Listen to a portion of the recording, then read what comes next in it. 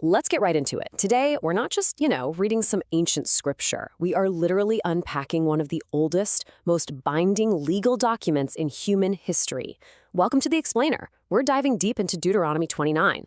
And look, to really understand this, we have to view it as an ancient contract, one that laid the absolute legal and spiritual groundwork for an entire civilization. So, let's check out the terms. Now, to really grasp what's happening here, we gotta redefine the word covenant. In the ancient world, this wasn't just some loose promise or a casual handshake agreement. No way. It was a strict life-or-death treaty. What we're analyzing is essentially the ultimate terms and conditions agreement, forged directly between a deity, the Lord, and the children of Israel. And unlike those massive software updates we all just mindlessly click agree to today, violating these terms had absolute civilization-ending consequences. Every solid contract has a preamble, right? It details exactly why it's being signed, and this one relies on an epic historical track record. The agreement is grounded in three really distinct events. You've got the dramatic escape from Pharaoh in Egypt, followed by a grueling 40-year journey straight through the wilderness, and then finally arriving in the land of Moab after taking down kings Sihon and Og. It's this massive, multi-generational journey that completely sets the stage for the agreement we're looking at. And honestly, the preamble includes some incredibly surreal claims. The text actually explicitly states that for those entire 40 years in the wilderness, the people's clothes didn't wear out, and their shoes didn't wear out on their feet either.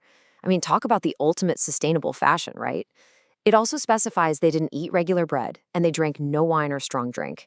According to the document, this supernatural survival test was designed to prove one major thing: complete reliance on the deity. It's just a wildly vivid list of considerations provided by one party to the other to legitimize the whole treaty. So who is actually signing on the dotted line here? Well, the inclusivity of this contract is just staggering.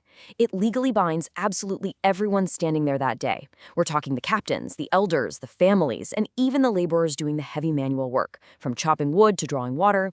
But wait, here's the most incredible legal clause. The text explicitly binds those who are not there that day. It effectively locks in future, unborn generations to this exact same oath. It is, quite literally, a perpetual legal net. With those signatures locked in across generations, the contract outlines its penalty clauses through this massive, terrifying contrast. On one hand, you have the hidden sin. This is someone who hears the terms but arrogantly blesses himself in secret, thinking he can quietly ignore the rules while walking in his own imagination. The text calls this a root-bearing gall and wormwood. But on the flip side, the penalty for this private arrogance is shockingly public. The text states the anger of the Lord will literally smoke against that person, publicly separating him for evil and totally blotting his name out from under heaven. And wow, these penalties go way beyond the individual. If the civilization as a whole breaks the contract, the text promises total environmental collapse. The document states the land itself will become brimstone, salt, and burning. It'll be so scorched that absolutely nothing can be sown and no grass can grow. It specifically aligns this absolute desolation with the infamous ancient overthrow of Sodom and Gomorrah. It is a scorched earth policy in the most literal sense imaginable, which actually reveals this really fascinating narrative device. The text predicts the future reaction to its own destruction. It warns that coming generations, and even foreign nations from a far land, will look at this barren wasteland, see the plagues, and ask, "Wherefore hath the Lord done thus unto this land? What meaneth the heat of this great anger?"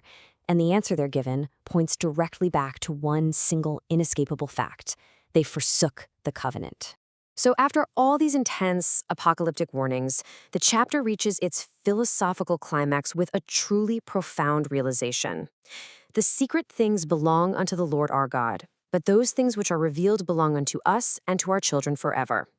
It's this quiet, grounding acceptance. It basically states that while humans just cannot know all the secret cosmic workings of the universe, they are absolutely responsible for following the clear terms, conditions, and laws that have been laid out right in front of them. It draws a really hard line between divine mystery and human accountability, which leaves us with a final, pretty provocative thought to reflect on as we wrap up this explainer. How do the covenants and laws made by our own ancestors continue to bind us today?